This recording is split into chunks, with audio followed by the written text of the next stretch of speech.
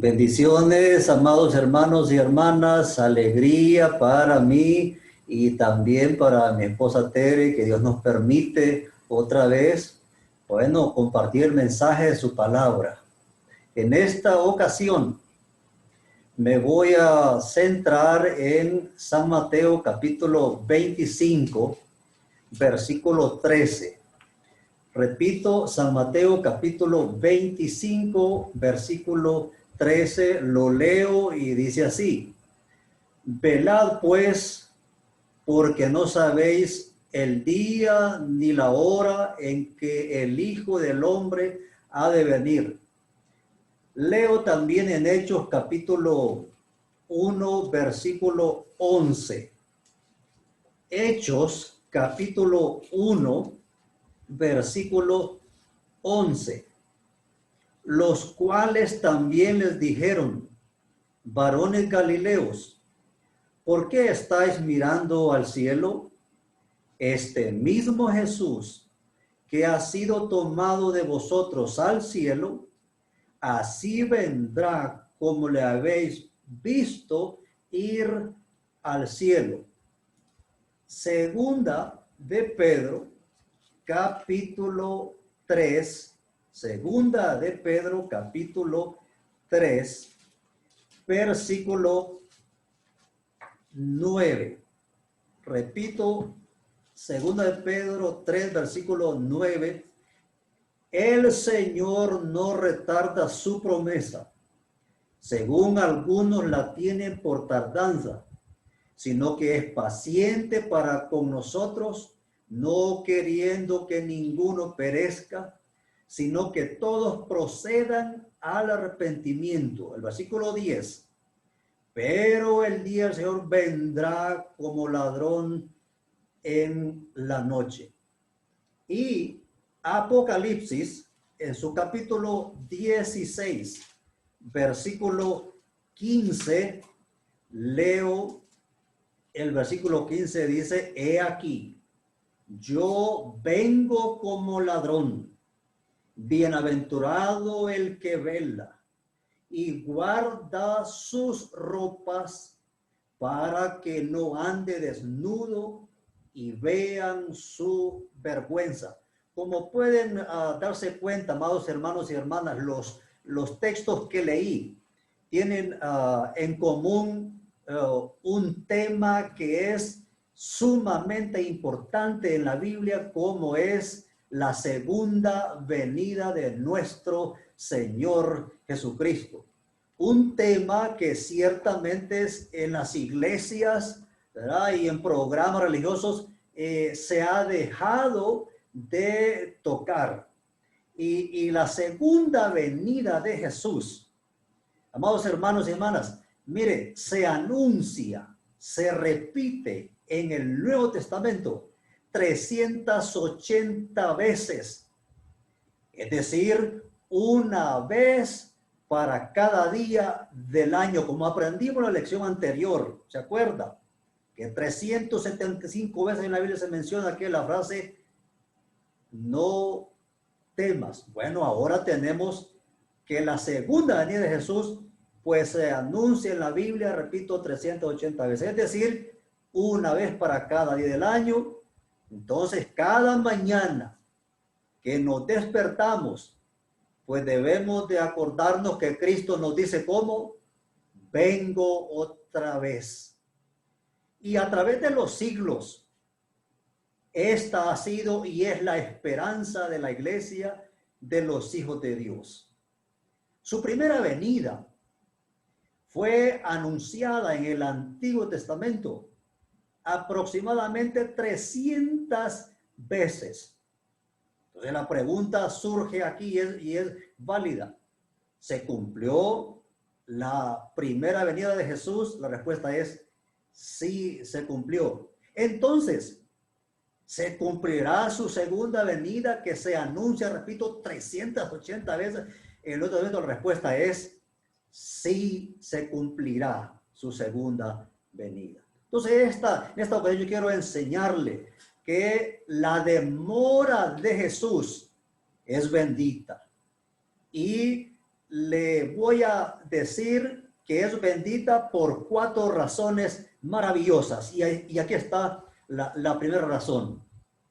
Permite al ser humano que éste tenga la posibilidad de huir de un seguro castigo eterno.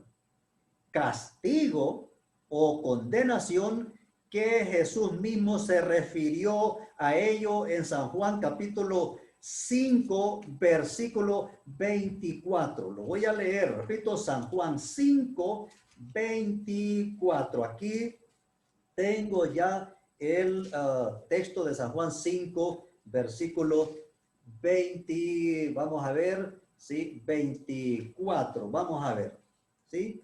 De cierto digo, Jesús está hablando, hermanos, y dice, el que oye mi palabra y cree al que me envió, tiene vida eterna. Y atención lo que sigue, y no vendrá a condenación, mas ha pasado de muerte a vida. Eso fue lo que dijo el Señor Jesús. Este castigo, esta condenación tiene una fuerte razón de estar ahí, de existir. ¿Por qué? Por el pecado en el ser humano, o por los pecados que hace, que comete el ser humano. En Ezequiel, en su capítulo 18, versículo 20, verá usted, escuchará usted lo que la Escritura dice. Ezequiel 18, versículo 20. El alma que pecare, esa morirá. El Hijo no llevará el pecado del Padre, ni el Padre llevará el pecado del Hijo. La justicia del justo será sobre él, y la impiedad del impío será sobre él. Y en Romanos capítulo 3, versículo 23, el apóstol Pablo dijo, por cuanto todos pecaron, afirma el apóstol, están destituidos de la gloria de Dios. Pero si el hombre, si el ser humano, sean jovencitos, jóvenes, adultos, ancianos, deciden con sabiduría en su corazón aprovechar la demora de Jesús, ahora mismo se puede entonces resolver el asunto de sus pecados y la salvación de su alma. ¿Cómo? Entregando, rindiendo su vida a Dios, haciendo confesión de fe, arrepentimiento y bautizándose. San Marcos capítulo 16, versículo 16, dice el texto, el que creyere y fuere bautizado será salvo, mas el que no será condenado. Y Hechos capítulo 3, versículo 19 dice, convertíos. ¿Convertíos para qué? Para que sean borrados vuestros pecados y vengan de la presencia del Señor tiempos de refrigerio. En Hechos capítulo 22, versículo 16, dice la Escritura otra vez, ¿por qué te detienes? Levántate y bautízate. Lava tus pecados, invocando su nombre. Y en 2 de Corintios capítulo 6, versículo 2 dice, he aquí, en tiempo que aceptable te he oído, te he socorrido. Y dice más el texto, aquí ahora el día o el tiempo de qué? De la salvación. Entonces le he enseñado, primera razón por qué la demora de Jesús es bendita. ¿Por qué? Porque permite al hombre que tenga la posibilidad de huir de un seguro castigo eterno. Razón número 2, porque la demora de Jesús se guarda, o se abría en el corazón mismo de él. Es decir, Dios decide por un tiempo que detenerse, válgame esta expresión, para luego esperar, esperar. Y esa es, por supuesto, la voluntad de Dios. Y la voluntad de Dios, pues, se respeta en el universo entero. La voluntad de Dios para con los hombres es esta. Él quiere que ni uno solo perezca, es decir, que ni uno solo muera sin antes haber resuelto el asunto de sus pecados y la salvación de su alma. Ezequiel en su capítulo 18, otra vez en el Antiguo Testamento. Ezequiel 18, 23. Una pregunta interesantísima para reflexionar detenidamente. La pregunta está en el versículo 23. ¿Quiero yo la muerte del impío? Es Dios hablando. O si lo diría de otra manera sería que, diga Dios, ¿quiero yo la muerte del pecador? La respuesta es ¿cuál, amados hermanos? Que no. Dios no quiere la muerte del pecador, del impío, porque dice más el texto. Dice Jehová el Señor. Otra pregunta. ¿No vivirá quién? El pecador, el impío. ¿No vivirá si se apartare de sus caminos? ¿Cuál es la respuesta? Pues sí, ciertamente que vivirá. Recuerde que estoy trabajando la segunda razón de el por qué la demora de Jesús, porque ésta se abría en el corazón de Dios y es su voluntad, y su voluntad es que Él quiere que todos los hombres sean salvados. Segunda de Timoteo capítulo 2, versículos 3 y 4, dice el apóstol, y esto es bueno delante de Dios, el cual quiere que todos los hombres sean salvos y vengan al conocimiento de la verdad. Así que en su voluntad, Dios manifiesta su paciencia para con los seres humanos. Es decir, que Dios sigue esperando a los que todavía no han venido a Él para resolver el asunto de sus pecados y la salvación de su alma. Allá en el Antiguo Testamento, en el libro del profeta Isaías, su capítulo 1, versículo 18, dice que venid luego y estemos a cuenta. Razón número 3, ¿por qué la demora de Jesús es bendita? Atención, amados hermanos y hermanas. Esa tercera razón es importantísima también, porque permite a los cristianos, repito, porque permite a los cristianos la posibilidad de despojarnos de aquellas cosas que cada uno conocemos y sabemos que debemos dejar, que debemos superar en nuestra vida cristiana. Porque ciertamente la vida cristiana es un proceso de cambios donde cada uno de nosotros decidimos si esos cambios ocurrirán a corto tiempo o a largo tiempo. Depende de cuánto gobierno y cabida le damos cada uno a nuestro Dios.